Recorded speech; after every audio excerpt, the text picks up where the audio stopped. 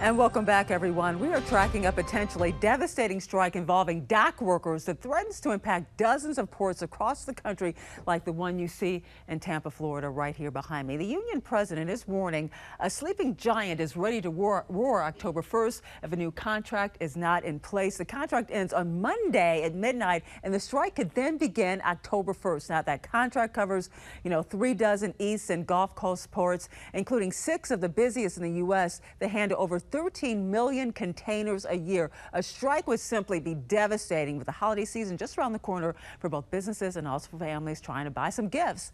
There are some calls for President Biden to step in and push through a deal. But right now, no word on if that could actually happen. We're going to keep you updated right here on the story as it develops right here at the live desk. All right, Angela, this morning, Seattle rap artist Macklemore is facing new fallout. Have you seen this? After a comment he made during a pro-Palestinian festival over the weekend. Our reporters in Seattle got their hands on the video, and you can hear the Seattle rapper say "F America," followed by cheers from the crowd. Some people are going off on social media. One user on X said they're disgusted by these comments. The National News Desk, Michelle Esteban, reports from Seattle with mixed reaction. I'm not going to stop you. Yeah, America. And with those words, Seattle rapper Macklemore set off a firestorm. It began when this video started circulating from his performance in Seattle, a charity festival to benefit Palestinian refugees.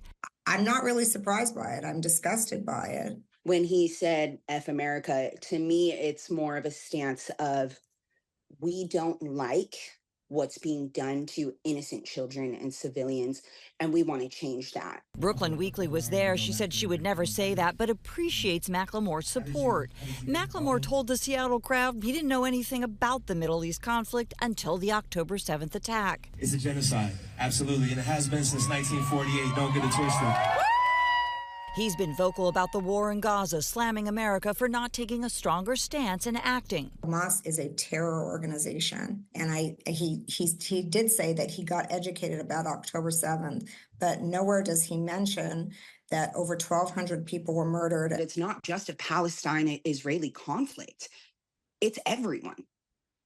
It's all of us. It is a human, moral conflict. Stand With Us Northwest, a nonprofit Israel education organization, said Macklemore has repeatedly shown insensitivity to Israeli victims. I do hope that corporate entities in Seattle, like the Kraken and the Mariners, will rethink their relationships and cut ties right away. Macklemore has remained quiet since, but music fans reacted in Seattle. To be passionate is one thing, but to be, include some strong profanity is another. It's his right to say that. Reporting in Seattle, Michelle Esteban. The artist is a minority investor in the Seattle Kraken and Seattle Sounders, which issued a statement overnight saying the teams called Macklemore's comments increasingly divisive, adding they don't reflect the values of their ownership groups.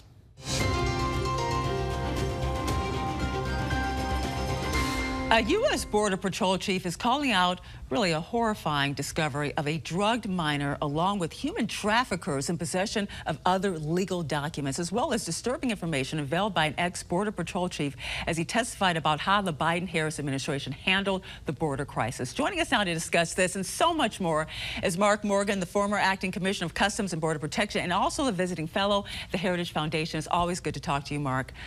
Let's get to this current situation. The current U.S. Border Patrol chief is calling the discovery of a child heavily dosed up with sleep aids by a human trafficker in El Centro, Texas. He's calling attention to this. He's calling this criminal action so horrendous they defy human decency. Now, this trafficker also had in their possession, birth certificates of other children. Why the birth certificates, and what's the reason for drugging these kids? What is happening to some of these children coming across the border? Look, these are all good questions. I want to make very clear this isn't anything new. And common sense will tell you that this is on the rise. The past 3.5 years, we've experienced over 10.5 million total nationwide encounters, plus another 2 million known gotaways. And again, common sense will tell you that that's about a 300% increase from the previous administration, from the Trump administration. And when you increase the flow of migrants, making that journey by 300%, guess what you also increase? The abuse and exploitation of those migrants by 300%. Under this administration, we know that Doctors Without Borders said that up to 30% of young women and children are sexually assaulted on their journey. Under this administration, they've incentivized over 400,000 unaccompanied minors to come. They've also, CBP alone, have recovered over 2,000 dead migrants. That doesn't include the dead migrants in Mexico, the Darien Gap. And in this instance, what was happening is he was drugging this minor to form a fake family because migrants and the smugglers know that that's the equivalent of an automatic passport in the United States. And also, what we've seen an increase is those that are trafficked after they've been released in the United States. And it's easy how we stop this. We stop incentivizing it, we secure the border, we enforce the law, and we end catch and release. Those are all things that we were implementing under the Trump administration that this administration ended on day one. You know, a former Border Patrol Sector chief said he testified in a hearing for the House Homeland Security Committee and told lawmakers that he was blocked from informing the public about migrants who may be potential terror threats, as he says the Biden-Harris administration wanted to basically downplay the threat to the public. What do you make of this?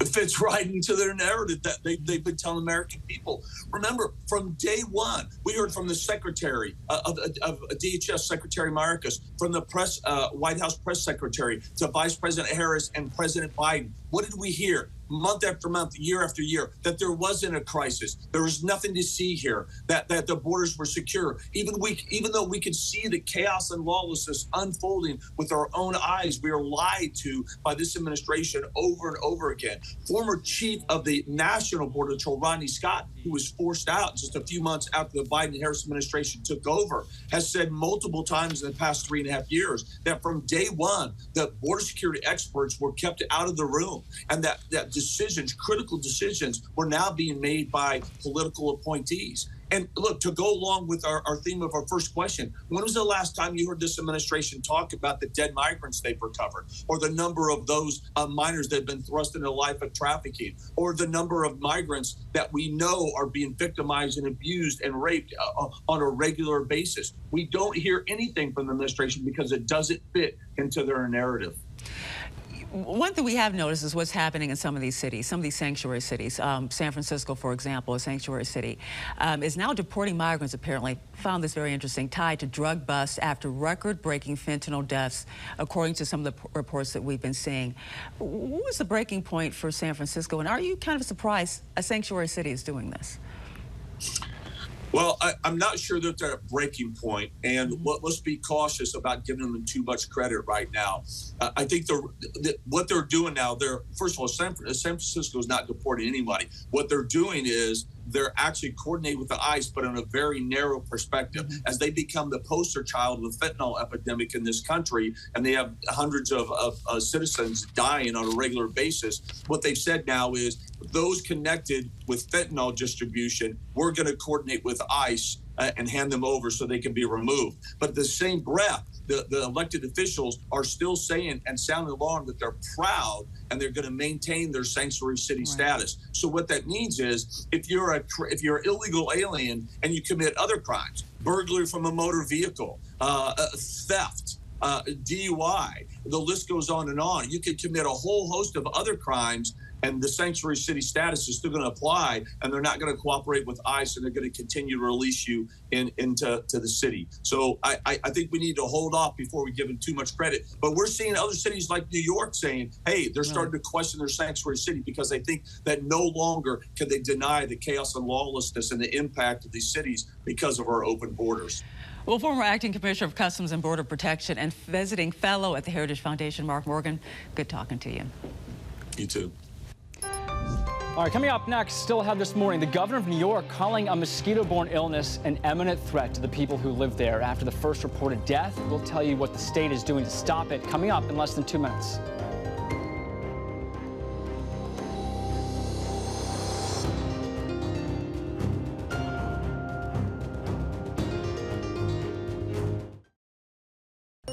New York Governor Kathy Hochul has declared the mosquito-borne EEE virus, an imminent threat to the public after the state's first reported death. Now, right now, there is no vaccine for EEE, and also there is no cure as well. But 10 other cases have been reported nationwide in places like Massachusetts, New Jersey, Rhode Island, Vermont, and also Wisconsin. Governor Hochul says the New York Parks Agency will make repellent available and is limiting park hours and camping availability at peak times of mosquito activity. The Seattle Police Department is rolling out a new policy change impacting residents' first line of defense. Starting next month, officers will no longer respond to alarm calls without supporting evidence. That means if your house or business alarm is triggered, police will now require evidence like a picture or video in order to respond. The department says the new change is meant to cut back on false alarms and to help staff officers in more needed areas. Local alarm companies, however, are warning this is a major mistake that will impact more than 75,000 Seattle homes and businesses. Ahead in our next half hour, taking root, a closer look at the violent Venezuelan gang. Law enforcement is warning the gang is expanding its reach in the United States. And we are also watching the latest tensions growing on the Korean peninsula. Seoul firing off a warning to its north. We'll explain coming up in 90 seconds.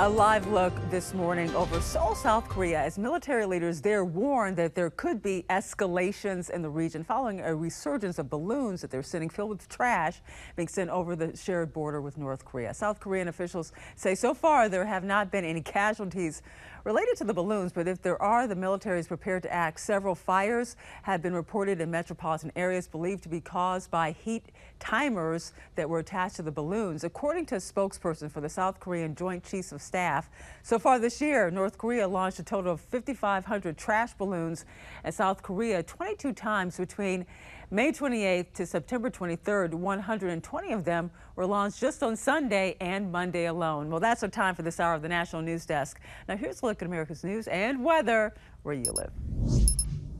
I'm meteorologist Charlie Lopresti with a look at the Northeast. We have more pleasant weather on tap for today. Look for a lot of sunshine in the Northeast. That's about, 7 o'clock in the morning. Notice there are some more clouds and there are some showers developing over western parts of New York during the course of the afternoon here. That's about 2 o'clock or so. We should be topping out in the 60s and low 70s.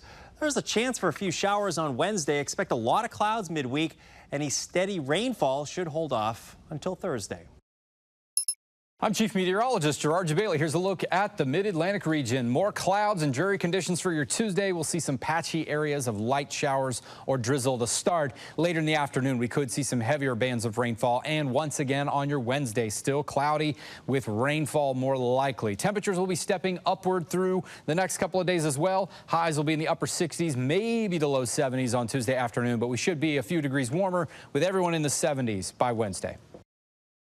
I'm meteorologist Charlotte Carl. Here is a look at your high temperatures for this afternoon. We're dealing with the low in mid 80s up in the further northern portions of our area, and then low 90s everywhere else. We'll have a frontal boundary make its way through the northwestern portions of Mississippi, Alabama, and even into northern Georgia. However, the main thing that we are talking about is this tropical system moving through the area, most likely to make landfall somewhere in the Big Bend of Florida later in the week. Hello, I'm meteorologist Sarah Converse. We have a low pressure system tracking through the Midwest, bringing in rain showers and thunderstorms and even the threat for severe weather along the Ohio River Valley. Winds, potentially even some isolated tornadoes possible. Temperatures will be in the 70s. And then for tonight, drying things out as that cold front moves out. We'll be in the 40s to the plains and 60s closer to the Ohio River Valley. Good morning. I'm meteorologist Alex Garcia. Here's a look at your regional weather. Things are downright nice all the way from Oklahoma City back over to El Paso. Little rain for Little Rock. It's warm and humid all the way down across the southern part of the region. Very weak stationary front will slide a little bit back up to the north. We'll see sea breeze showers and scattered rain out across East Texas and into Louisiana. Temperatures will stay cool up north, but boy, will really warm up down south. I'm meteorologist Alex Garcia. That's a look at your regional weather. Well, hi there, everybody, and a happy Tuesday to you. I'm meteorologist Shannon O'Donnell. Beautiful September weather out west. Look at the 70s along the coastline of California, 80s in the interior, including in the Treasure Valley of Boise, Idaho. Phoenix, you're back into the heat. 106 there in the Valley of the Sun today, but really pretty quiet all the way through the west, Four Corners all the way up to the PNW, looking sunshiny as we head into our Tuesday. And that's the scene from here.